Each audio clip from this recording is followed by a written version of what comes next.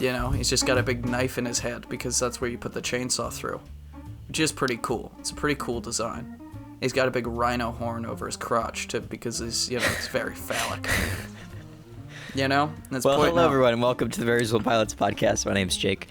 I'll be your co-host today. Your host is talking about chainsaws or something. I don't know. Chainsaws but and as scrotuses. usual, we're going to be pitching TV shows. That's what we do here. We talk about the stories, give you a season. You love it or you don't. Who cares? You might hate it. Charlie, and how are you know doing? what? We love it when you hate it. I'm doing all right. I was actually thinking about a TV show earlier today that I was thinking about pitching. And okay. This would be completely new to us because it would be based off of a real life person. You know, which I think that could be fun. Yeah, we haven't done anything based off of real life before. That's good. No, we haven't done any biographical shows before. This would be a biographical TV show about nothing at all. Punk rock's grossest boy, G.G. Allen. Think about G.G. Allen a lot because I shaved my facial hair, but I kept the mustache for a while. By for a while, I mean like for 40 minutes, and then I shaved it off because it was so fucking ugly. But I realized that when I just have the mustache on, it looks like I only have hair growing on the sides of my lips, which is what G.G. Allen did. But you have a TV show for us today that you're going to tell us about? I do. Honestly, not my best work, I don't think. That's okay. So, just going to say that in front, even though that, it's probably not a good thing to say. You gotta say the movie's shit before you start watching it. Imagine if that was in the theater, like you're going to watch Avatar 3, and James Cameron comes out and is like, "Hey guys, this is a bad movie. I'm sorry," and then walks out, and then you watch it, and you're like, "That was bad. Thanks, James, for telling me. Why didn't you tell me before?" Before I paid for the ticket. It's not your best work because you've been hard at work on Res Publica Season 3, so that's okay. Yeah, I was thinking it should be Res Publica Season 3, but no, I was like, we can wait longer for that. Yeah, a little bit of breathing room. You can have something different. Mm-hmm. So, this show is called Calcutta, Calcutta. It's spelled, so the Calcutta is a city in India. India, yeah. The old name, or the current name for it is Kolkata, which is Kolkata. Mm-hmm. The old name for it, when the British were in charge, it was Calcutta, Calcutta. Mm-hmm. So we're going to have the new name in front, comma, the old name, Calcutta. So Kolkata, Calcutta. I'm just going to say Calcutta, Calcutta, because that's easier to say. Yeah, and Calcutta's and I'm not totally really sure how to name. Pronounce the new name. For all of our Indian listeners, please tell us how to phonetically spell it out in the comments, because we know that West Bengal listeners. Yeah. Listen, we have tons of fans in India, right? I don't know. No, probably not. I don't know. So it's the 90s. We're in Delhi. That's where we're starting off. What kind of a who Delhi? Are we following, Charlie? Like a Jewish we'll find Delhi? out in a second. Jeez, stop asking. I was asking what kind of a deli we were in. The city, New Delhi. Delhi. New Delhi. What kind of sandwiches are we serving here? Reuben's? A lot of salami. Ooh. On the sandwiches. We got some pizza subs. Have you had one of those before? I've never had a pizza sub, but now that you've said it, that does sound good. It's a pizza, but in sub form. Very good. That sounds like a lot of bread. But I'm here for it. I like bread. There's bread. It's like the same amount of bread that you'd have on a sub. Oh, okay. A lot more meats in it, a lot more cheeses, a lot more different types of stuff. That makes more sense. When you said that, I thought it was just a sub roll that you slapped a slice of pizza on, and we're like, here, eat this. Yeah. Imagine like a pizza bagel. You've had those before. Yes, I have had a pizza bagel many times. Yeah. Everyone in the world's had a pizza bagel, because if you haven't, then obviously you're not American and you're not part of the world. That's the way it works, right? Yeah, well, there's, there's the world, and then there's America, which is, the world. The world. According to alien movies. Yeah. Anyway, episode 1, we're following Adrien Miles. Adrien Miles. So These names sound like they're pun ready, Adrien Mile. Yeah. That's what I thought What's Calcutta was going to be. What's your Adrien be. Mile pun? I'm not sure. I'm not sure Adrien yet. Mile? More like Adrien Bile, am I right? That's what we'd call him in high school. Adrien Miles? More like Adrien Mild, because he's such a fucking pussy. Yeah. Yep. It's not really a Can't pun, handle is his hot it? sauce. Always gets mild. Jeez. Yeah. Loser. So Adrien Mile lands in Delhi. Gets off the plane. He's disheveled, early 30s. He's handsome, but he's like this kind of like tall, sort of stringy guy. Yeah. He's a short on work American police detective, or former police detective. Of course. Which we'll get in a second. So he gets off the plane, and he's supposed to meet a guy named Brian Drysdale. So we pull out a card, and he like asks someone if Mr. Drysden, sorry, I said Drysdale. Yeah, you did. Brian Drysden is waiting for him. And they're like, nah, there's no one of that name waiting for you. And so he goes to a payphone, and he pulls up a voicemail box for someone that's clearly not him. It's a girl's name. I didn't come up with the name, but essentially it's his ex-wife. And he's checking his ex-wife's messages, like her voicemail messages. That's a scummy thing. And he checks them, and it's the voicemail is from a friend who's like telling her about how great it is that she left that loser. He was a piece of shit. Oh no! Like not that he was a bad guy. Like not like he didn't hit her or anything. It's just he was like a loser. You know? Yeah. He's just he's a real John McClane. You know? John McClane. Yeah, John McClane. You know? Oh, like from Die Hard. Like I was Die thinking Hard. more like Marty McFly's dad. You know, that's why that's the kind of loser he is. Yeah, he's a real lameoid. He's not cool at all. He's just kind of like a lame dude. He's very, quiet, keeps to himself. Mm-hmm. Very, non-charismatic guy. He's not the life of the party. He's kind of like a quiet person in the back. And her friends telling her about how great it is that she left him.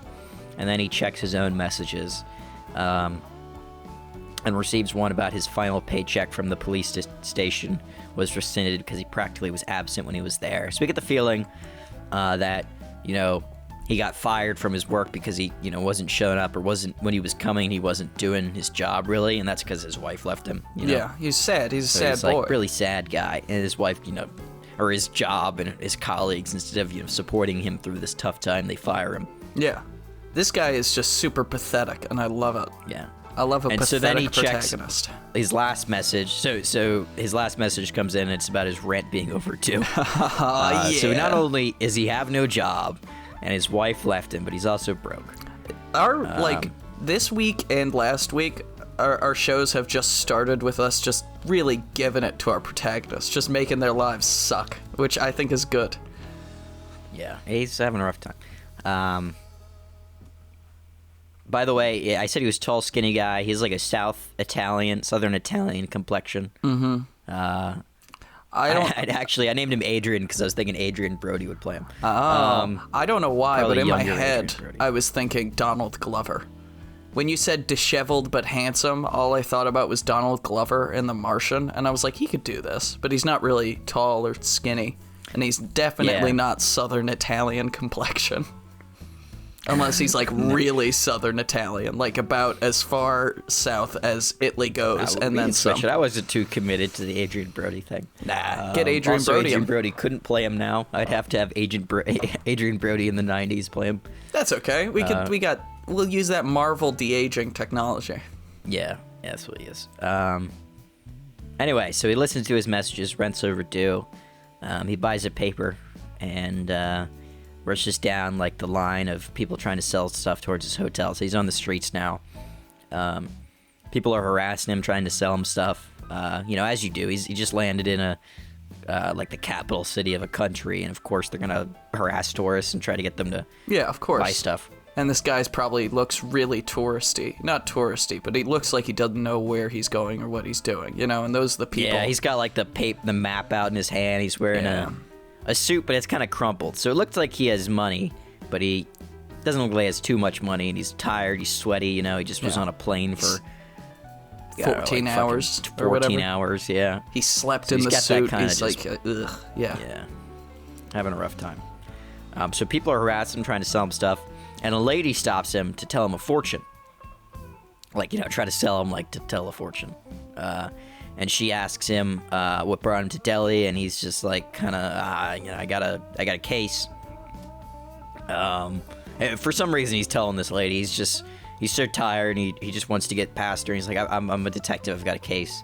And when he says that, like, he says that thinking that they'll let the lady, get to the side, and she'll let him go on because she'll think he's important or something. Mm-hmm. But that actually is why he's here. I'm not saying that's not why. Yeah. And she's like, "Oh, I'll give you the spirit of a great detective."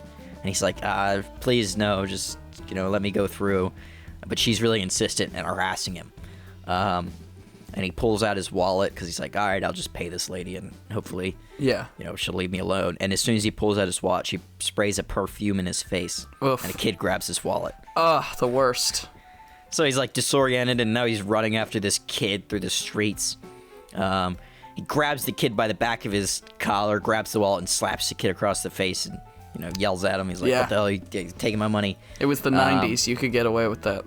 Well, so he hits the kid, and immediately a group of men, come over and start yelling at him and beat the shit out of him for hitting a kid. Nice. So he got his wallet stolen. He gave the kid, like, a little slap, not the kind of slap that, like, everyone would go, "Oh, he hit a kid." It's kind of slap where it's like, like, he bopped the kid on the head, like, "What are you doing? Mm-hmm. Get out of here, kid."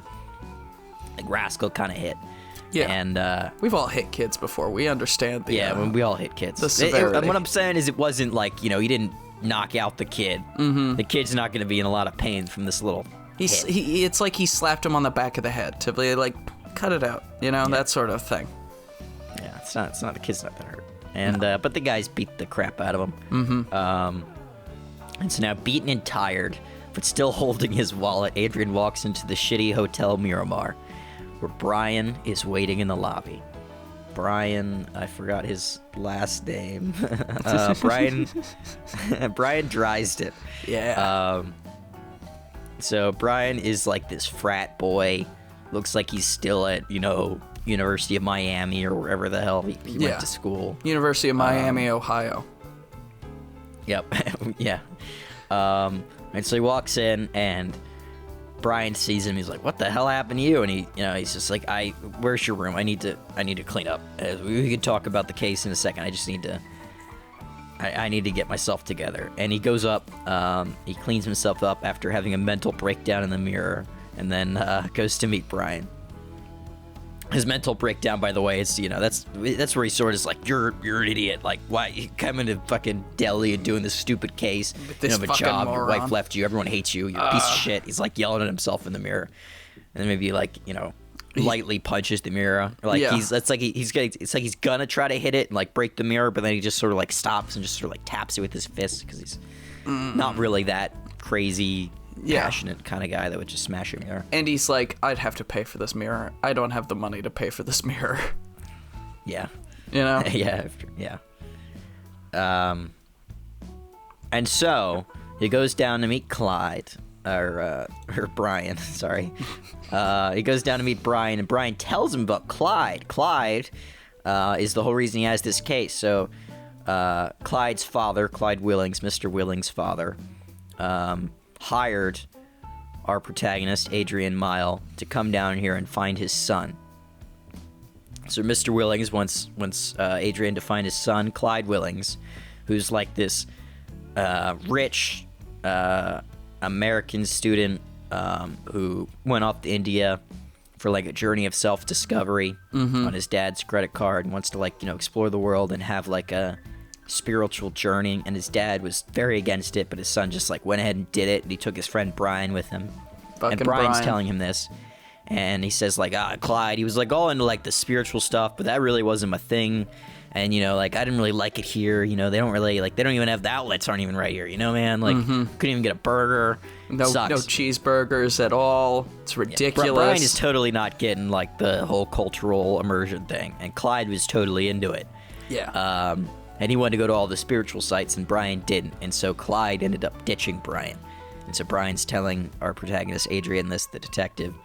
And Adrian's, he's listening, but he's also, tired. And he like cares about the case, but is also because he needs the money, but he also kind of doesn't because fuck all just these got people beaten up and he's got a lot of stuff on his mind. And so he tells him, like, you know, he went just going to all these spiritual sites, and last time I saw him, he was hopping on a train to Mathura, which is a city close by to Delhi, which is it's got some religious sites in it. Okay. You know, it's an important religious place. Yeah. And Adrian's like, okay, I don't want to waste any money by staying in Delhi, so I'm just gonna catch the first train to Mathura. He's got a little bit of money from like his advance from Mr. Willings to find his son, you know. So he's got some money, but he doesn't have a lot. So he wants to, you know, spend it on what he needs to. And so he's gonna take this train to Mathura. And the first episode ends where he gets on the train. He gets a nightcap drink, and he goes to sleep. Of course. Good night. Yep. It's a good way to go to sleep. Have a beer. Yeah. Or some harder alcohol, some brown liquor. Well, see, we'll get there in a second. We get the feeling when he gets the nightcap drink, he doesn't really know what a nightcap is. We'll probably have the guy say it in, you know, a different language, like saying what the drink is, and he just assumes it's some sort of, you know, alcoholic customary beverage. drink you have before you go to bed in India. And so he takes it. Episode 2. Adrian wakes up in an alley with the crap beat out of him again. He's confused, dirty. It's the evening. He has no idea what happened. He stumbles down the street until a girl who knows his name runs up to him and asks what happened. He's like, I don't know what happened. I was in the train and now I'm here. I don't know where am I? So obviously we get the feeling that episode 1 and episode 2 are continuous, at least in his memory, but somehow he's in an alley and some girl knows him that he doesn't know. And this girl, is she like a girl or is this a woman? Like, is it a child or an adult? Oh, she's like, I forget what I have it, but late 20s. Okay. So she's a bit younger than him, but, you know. He's early 30s, she's late 20s. There's probably like a 3-year difference, you know? Okay. And so what the weirdest part is she's calling him Seamus. And his name's Adrien. So she keeps calling him Seamus, and he's like, why are you calling me Seamus? My name's Adrien. Who's Seamus? And she's like, what are you talking about, Seamus? Come on. And then she gets him to like a hotel, and she's cleaning up. She's like, thank you for your help, but like, I mean, thanks for bringing me this hotel, and it's nice that you brought me to this room and all, and like your room, but I need to get back on this case. I don't really know what happened. And she's like, this is your room. I don't know why you're being such a dick, Seamus. And she leaves. He's like, what the hell is happening? Like, I don't know. But he was trying to be polite because he sees this girl and he's a little bit attracted to her. And so he wants to be nice, but he's not also like being mean. He wants to be nice. Disoriented and all this stuff. But he's so confused. He has no idea what the hell just happened. And she's grabbing her things and like all around the room, and she leaves, and he's left with his notes in like disarray, and like all around, like his notes of the case are like all around the room in complete disarray. And he's like, what? How did this happen? Like, I used to have this nice binder with everything in it, and now it's all like everywhere. And he like goes to talk to the service desk, and they tell him that he's in Mathura, and he's like, how the hell did I get to Mathura? I mean, like, took the train, and like everything's so confusing. It's later in the day too, like it's probably like 6 p.m., 7 p.m. And someone comes in the room.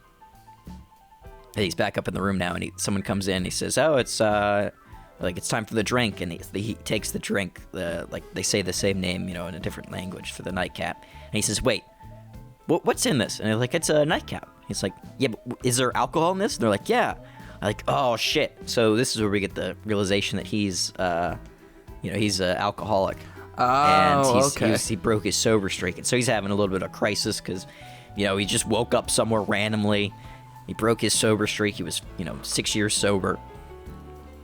And he's like, I'm gonna, I got to get myself back on track. I'm gonna stay up all night and continue working on the case.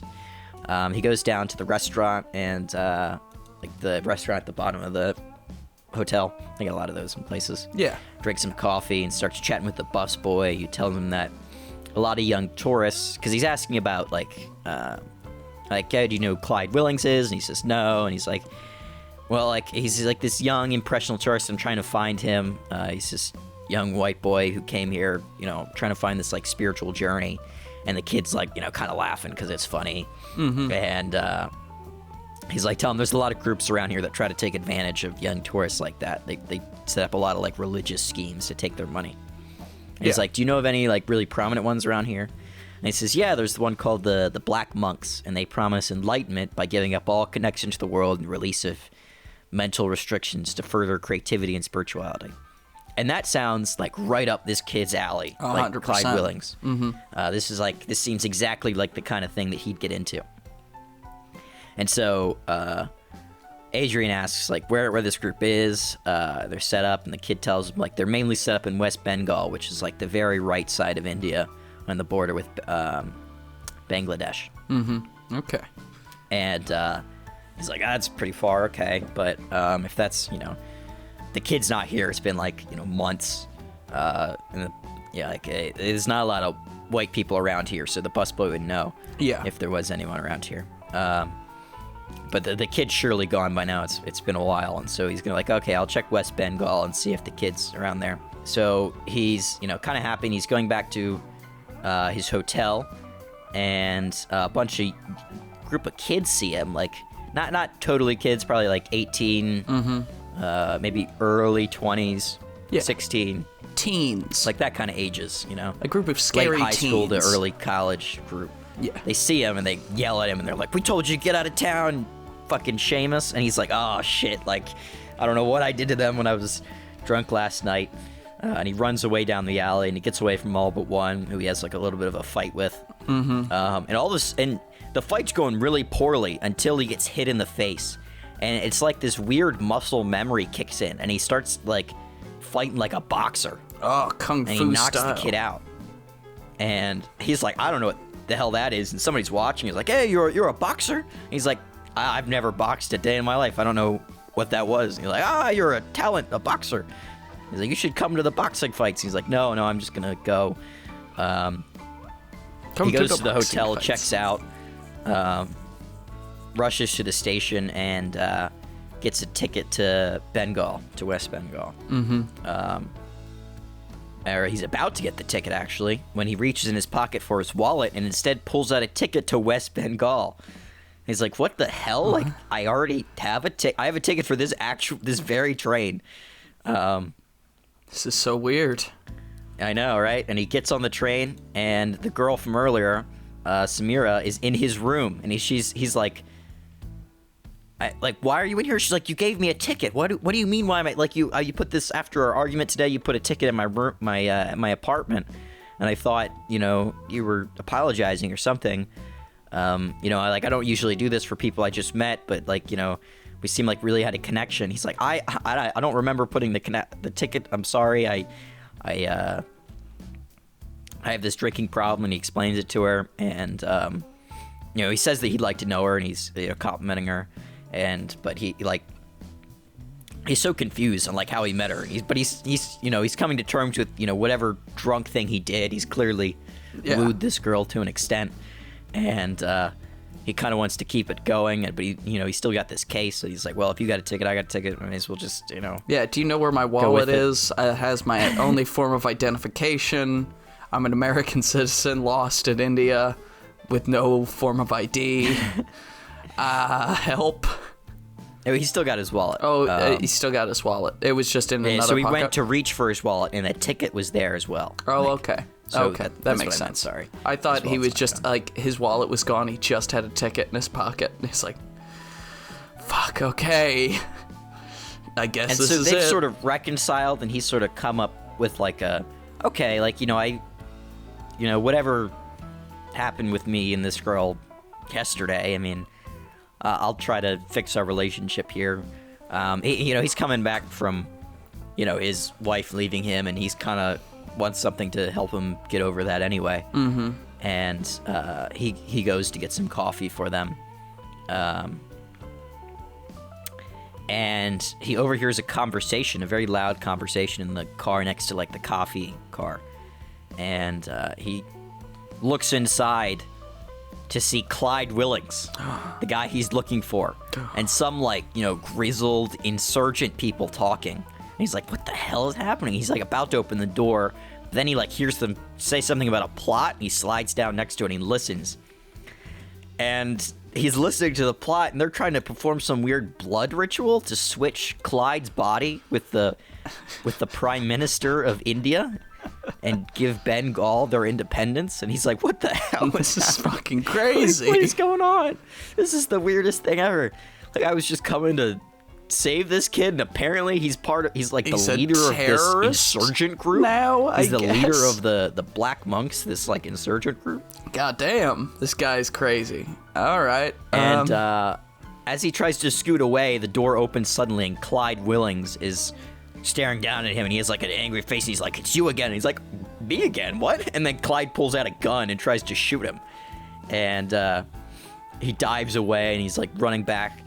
And Adrien, he's, like, you know, ducking and getting back in the cars and trying to get away. And he runs into Samira's room, and he tells her what's happening. He's like, he's about to come in, like, Clyde, and he's just like, I don't know. And as Clyde comes into the room with the gun, Samira tries to whack him in the head with a board, but instead nails Adrien in the face. Yeah. End of episode 2. End of episode 2. Start of episode 3. He's inside a boxing ring, having a fist fight. Kind of.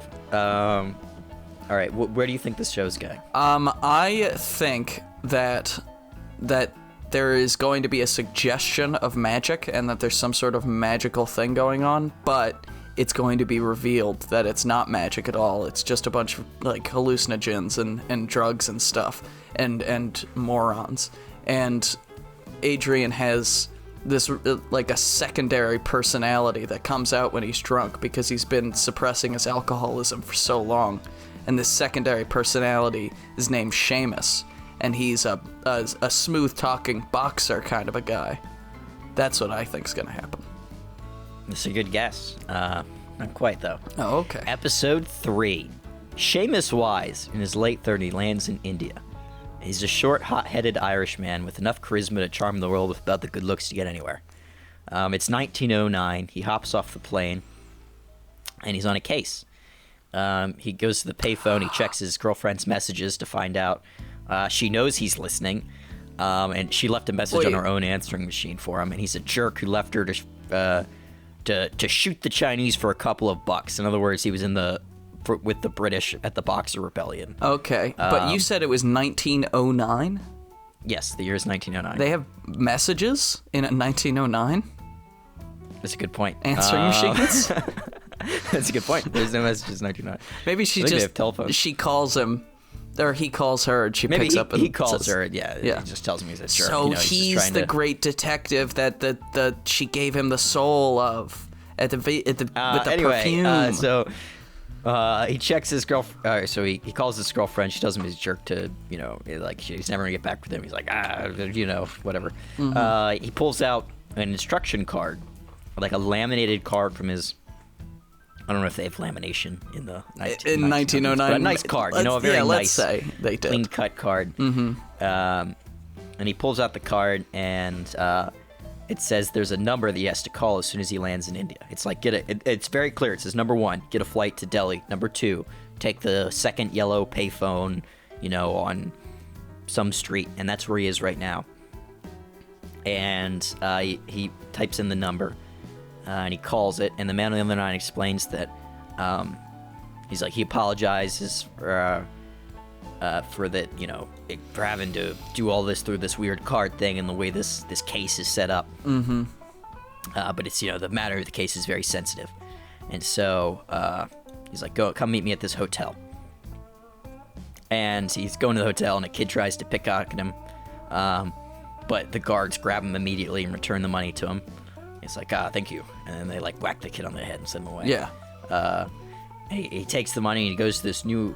So he's got the money back and he goes to this new hotel called the Hotel Miramar. It's this really swanky place. Ooh, fancy schmancy. His client is a rich old man, a lord in England who wants his daughter found.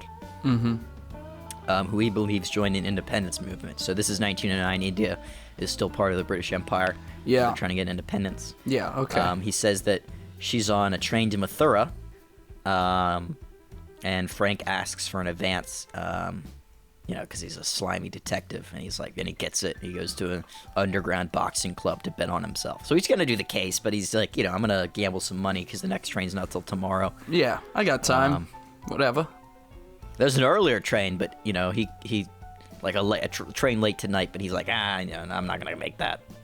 He would make it if he tried, but he's like, I don't really care. I want to gamble a little bit tonight, and then I'll go. And so he loses a ton of money. He boxes pretty well, but there's this big guy who's kicking his butt, and he loses all of his money. He's like, he goes up to this old woman who's in charge, and he's like, let me have one more go against the big guy, okay? Like, I don't have any money, but, I'll do whatever you want. And she's like, okay, this time you're betting your soul. Ooh. And he gets laid out, and he wakes up in a train car. Adrien's train car. He goes to the mirror, and he sees his own face. But the audience, we all see Adrien else everywhere. Every other shot, we see Adrien's body. But we see Seamus's face in the mirror. Mm-hmm. But Adrien's looking in the mirror, he sees Seamus's face. So he thinks it's still him. Yeah. But we as the audience see Adrien. Mm-hmm. Ooh, Episode 4. mysterious. Seamus is confused. He's in the train car somehow. He's like, I don't know. I must have gotten knocked out, and then I, made it to the car. Maybe I had a concussion. That's why I don't remember. Like, he doesn't know how anything works. So he's like, I don't know. Somehow I got here. It's 1909. He's had many a drunk nights where he doesn't remember things before, so he's not too bothered by it. Mm-hmm. So he gets off the train. He's marveling at the technological advances in India. He's like, wow, they really got these lot of cars everywhere. Like, they've really advanced a lot. What is that incredible device you're holding with your hand? A cellular telegram? Isn't that incredible? He's not really too, getting into it, though. He's like, they just got a lot of weird technology. He assumes it's like... it's probably something to do with Hinduism. Spiritual stuff. Whatever, I don't know. They don't eat cows. They got magic boxes that they could talk into. I don't care. He just thinks it's all, weird religious stuff, He's like, let's just get on with it. And he barely remembers any of the case, and he takes his briefcase. He's like, this looks different. Maybe I bought a new one when I was at the station. And he's going through his notes, and he's like, they're all neat. It's so weird. Ugh. And the waitress takes an interest in his, puzzled reflection. It's like a slow day. And he's telling her, it's so weird. It's like everything is organized now. My handwriting's all neat. And he swears he had a case to find a girl, but it's very clearly some dude named Clyde Willings. And she offers to help him piece it through because it's a slow day and she doesn't really care. Mm-hmm. This girl, she's in her late 20s, and her name is Samira, so it's the girl from earlier. Oh, okay. So this is in the past. I didn't twig that. I figure he was in the West City. He's bewildered. They're in Mathura, by the way. Mm-hmm. And he's like, well, I've got... The notes are weird and all, but I don't know. Maybe the old man gave it to me at some point, and I just don't remember. So he's got to find this Clyde guy, and he came out here to check the holy sites. And he's like, okay. So he goes to one of the sites, and he walks around pretending to care about the stuff. He's sort of trying to act like Clyde would to see if anyone would notice him like Clyde got noticed. Yeah. And a group's watching him, and he goes over and he talks to them and to figure out, what they're selling. And they claim to be a holy group based in West Bengal. And so he pretends he wants to join. They're called the Black Monks, and he tells them, hey, yeah, we're gonna go to Bengal. We're going back to Bengal later for a big, big ceremony. There's something big we've been working on. I think you might be a special part of it. And he's like, okay, shit, I really got into this group quick. Yeah, these guys are desperate. Goes to the train station. He buys a ticket for Samira and him, and he leaves it with her coworker. He leaves one ticket with her coworker and puts the other in his pocket. Mm-hmm. Because he sort of likes Samira, we get the feeling, and they met, and but he seems more scummy. At some point, we're gonna have this sort of montage of them ending up in a hotel room that he rented at the place. Well, so their relationship has sort of kicked off this sort of fling or whatever. It seems like Adrien is interested in a actual emotional and physical relationship with Samira, whereas Seamus is only interested in the physical side of it. You know, he's bored. Well, what I was kind of go for is that Adrien is like, I don't know, I guess at some point, like, you're very attractive and you seem, like, you're very nice and you're so helpful to me, and so he's interested in her, but he's less, like, you know, forward about it because he's not as charismatic. But the person that actually ends up interested in her in the first place is Seamus. It's Seamus, the big man himself. Small man. He's a small man. Small man. Well, he's tall now. Yeah, he's in Adrian's body. He's like, God damn, these shoes. These shoes are he fantastic. thinks everyone in India is short. That's his thing. That's funny. He's like, everyone's so short here. Jeez. Jesus Christ. So he buys the tickets, and he goes to the meeting place with the other, you know, Black Monk members, and that's where he sees Clyde Willings, and he's like, holy shit, like, that's the guy I'm looking for. And Clyde and the other dudes kick his ass because they know he's not, you know, being sincere. Yeah. He's like, I know you're just some guy looking for this kid's dad, which is weird that he's saying that because he's the kid. But, you know, we get the feeling that it's like, oh, he's, you know, he doesn't see himself as Clyde anymore, and he's taking a different name. He's going by something else that I didn't come up with. Francis. A very Indian name. Indian name. No, Francis, the most Indian name that they have. Yeah, Francis, the very Indian name. And so he gets knocked out in the fight. You know, everyone's beating the shit out of him. He got jumped. He gets knocked out. Yeah. We get the feeling that, like, if it was a fair fight, he might have done a little better, but they surprised him, so he gets knocked out. Episode 5. Seamus wakes up in a train car with Samira struggling with Clyde Willings, who has a gun. So this is the moment.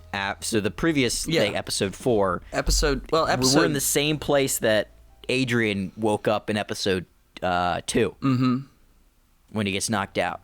In episode 5, he's waking up in the train car where Adrien was in episode 4. Yeah. And he is like, what the hell is happening? And in front of him, Samira is struggling with Clyde Willings, who has a gun. They're on a train now somehow, and he just got, like, last thing he remembers, he was beat up in an alley. Mm-hmm. And he rushes in to help and gets the gun away from Clyde. And they fight, but more men come, and they're forced out the window, and they climb out, like, the back of the train, and they're trying to get away from danger, and they like, sneak under, like, the cargo car, and they're, like, hiding amongst the boxes. You know, the men come by, and then they leave, and they're like, oh, they must have jumped out of the train or something. Mm-hmm. Good riddance, you know, whatever. And I have an idea. Maybe Seamus. Sorry. Yeah, what were you saying? Sorry. Maybe Seamus, like, we show Seamus at the beginning when he's, you know, he arrives. He has, like, a gun he keeps in his boot, right? Or his shoe. Yeah. And so during these fight scenes, he goes for the gun in his shoe because he thinks he's still him, but he doesn't find it. And that's, like, the moment he begins to twig, because he's like, it's a mental thing for him. He always has, like, a snub-nosed revolver in his boot. He pulls it out. Yeah. Bang, bang. But he doesn't have one anymore, so he just, you know, punches Clyde, takes his gun, you know, puts it in his back, like, you know, in the stuff in the back, you know, between your butt cheeks, right? However cool guys hold guns in their backs, and then they're climbing out the thing. There's a whole, you know, a fun top of train fight sequence. Everyone loves a top of train fight sequence. Yeah. Love top of train fight sequences. Oh, so good. So I'm gonna running out of time here, so I'm just gonna run through the rest of it. That's fine. So we go. They you know, they're safe on the train still, but, like, you know, they've got away from the guys. You know, they've knocked a couple of them off the train, and the rest of them think they jumped off. Mm-hmm. And so they're hiding out in the cargo hold, and Samira's like, "What the hell is going on?" Like. And he's, you know, you're saying your name was Adrien, now your name's Seamus. Like, who the hell are you? Seamus is confused. He's like, I'm not really sure what's happening. And she's like, it seems like every time you close your eyes, you wake up as a different person. He's like, wait a second. Knock me out. And she's like, what? He's like, yeah, hit me right in the face. Hit me right here on the side of the temple. Knock me out. She's like, what are you talking about? Like, why? Just do it. He's like, just do it. And she punches him. Wakes up as Adrien. And so we're going to go back and forth here a couple of times. Seamus, Adrien. Okay. She's going to be like the sort of go-between of them talking. Confused, obviously, like there's two guys in this body. Mm-hmm. They're both detectives. One of them thinks the year is 1909. The other one knows the year's 1999. Yeah, and it's like they're both very confused about what's happening. But they sort of get it together, and they're like, we've got to, stop this plot or whatever, because it sounds dangerous. The whole blood cult switching thing. Yeah, it sounds a bit more body plausible switching thing now, seemed doesn't it? absolutely ridiculous from Adrien's perspective, but now it doesn't seem so ridiculous after the fact that there's another dude in his body right now. Another dude from who died 90 years ago is alive in his body. And so they go to Bengal to stop this plot, to switch the bodies with the prime minister and give independence to West Bengal. And they also find out this group is connected to the girl that Seamus was looking for in the 1900s. Yeah. The early 1900s. And they found a ritual that lets them switch bodies, but the girl managed to thwart the last plot. It's loosely based, not really at all, but in the 1909, there was a Christmas Day plot in India to kill the entire British colonial government. Okay. Bomb. Yeah. So it's going to be loosely based on that, but it was thwarted by one person who told the authorities about it. Okay. And it was this girl who had switched bodies with somebody else. Yeah, we're going to say it's this girl, and the plot was to, blow up most of the government and switch bodies with the one person that was going to survive. Mm-hmm. That's our little alternate history take Little on this. alt history dog. Yeah. Yeah. And so that girl thwarted the plot, and so now, they're still doing it. 90 years later, they're trying to switch the bodies, and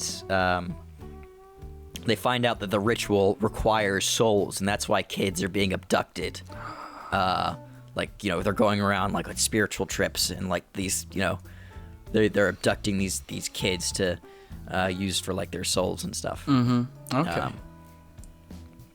And so that's why Seamus was in a bottle, because he sold his soul, for the boxing match, and they were going to use him for this thing, but they tried to do the ritual, and it accidentally instead worked on Seamus and Adrien. And so that's why their bodies are like that. Oh, okay. And so, it ends up with them going into the mountains, and they find this crazed body-switching blood cult. They break into to save the kid, where they find out, the Clyde is actually been body-switched with, the leader of this cult. Oh, okay. And that's why they're calling him by a different name. Clyde's mind is in the leader of this cult's body, and the leader's probably, in a prison cell that they're thrown into, once they're captured. Yeah. Because, he wants, a younger body. Yeah. And this leader is the same guy that was in charge of the group, in the 1900s, and he's been continually body switching to stay alive. Oh, okay. And, using the souls of other people. This is very much what was that Scooby-Doo movie on the island? The first one? The first live-action one? Scooby-Doo? I think it was the first live-action one. Yeah, I'm looking it up now. I don't know what it's called, but anyway, Scooby-Dooby-Doo. The sort of mountain cults a lot like that, with the soul. Oh, you're gonna love like this. Guess what the movie's called? What? Scooby-Doo. Is that really all it is? Yes, that's all it is. It's definitely called something. It's called right? Scooby-Doo, and it's got you know how Google has the little categories. It has PG 2002, and then a dot, and then the category that the movie's in, and it's sci-fi fantasy or action comedy. Yeah. It has mystery / mystery. It's a double mystery movie. Yeah. So anyway, we have the big, cult takedown scene. Samira's there, Seamus there, and you have lots of boxing, switching back with Adrien, who's doing the sort of more analytical detective stuff. Seamus doing the heavy lifting. He's doing the we'll have punching. some sort of Moon Knight moments where we'll have like Seamus gets put in, and then Adrien gets knocked in the middle of the fight, and they're like, "Oh, like I'm not capable at this moment. We need Seamus," and he gets knocked out again. Yeah, runs up, smacks his head into a wall, and Seamus is back, and he starts throwing hands and all this stuff.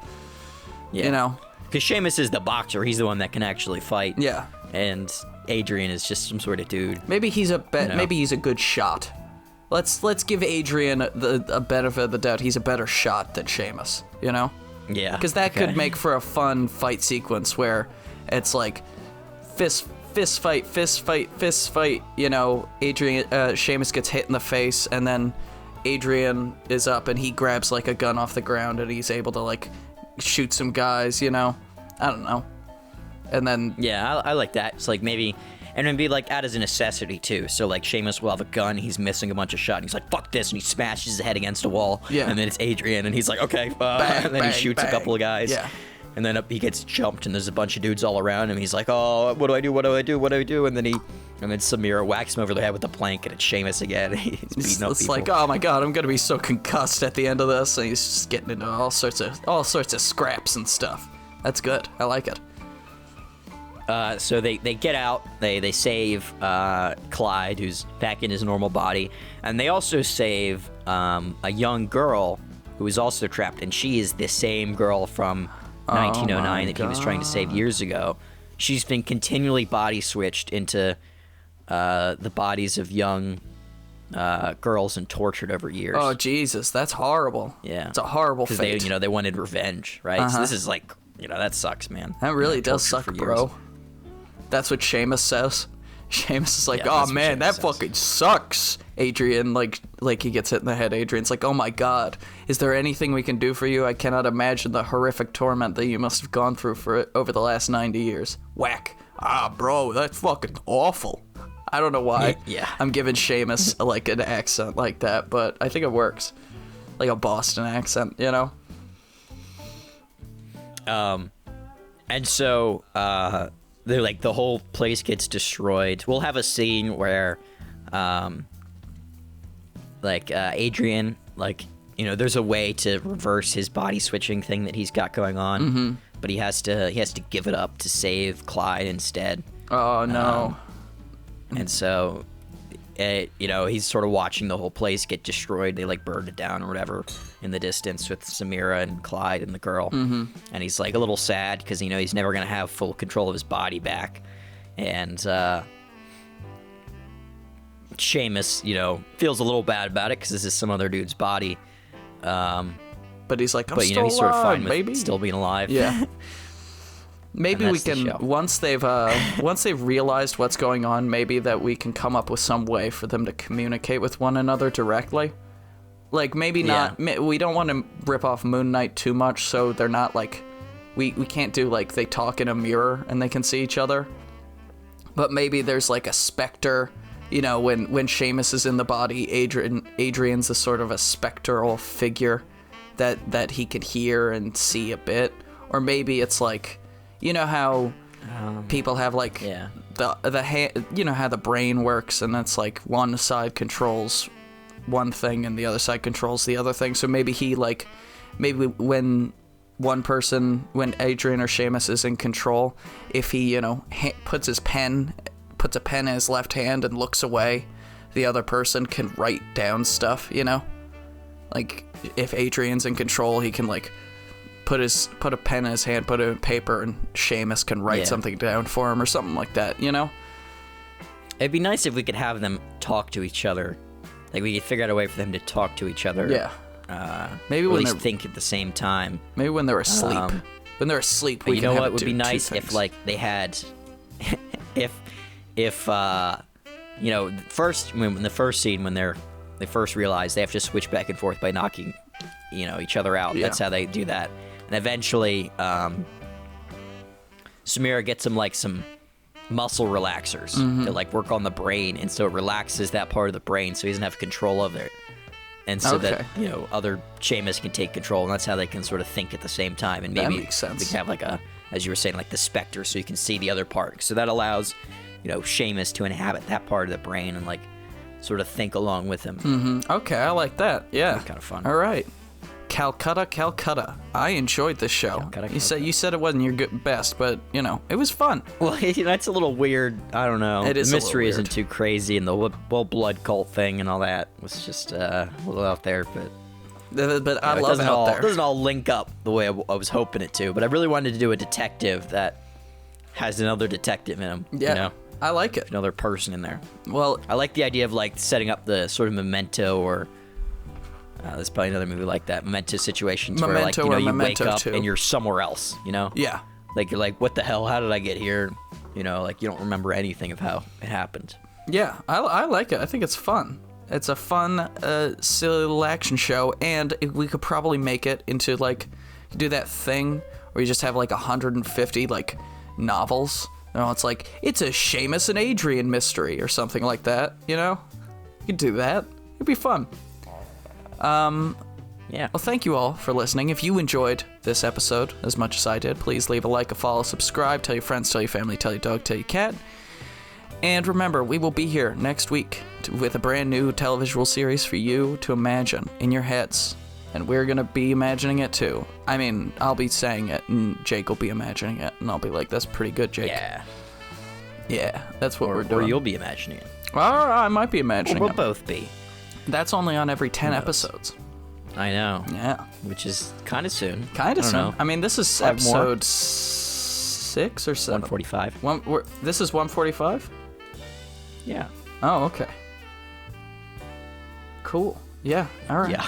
Charlie knows where we're at. I thought we were 146. My bad. Well, you were wrong. All right.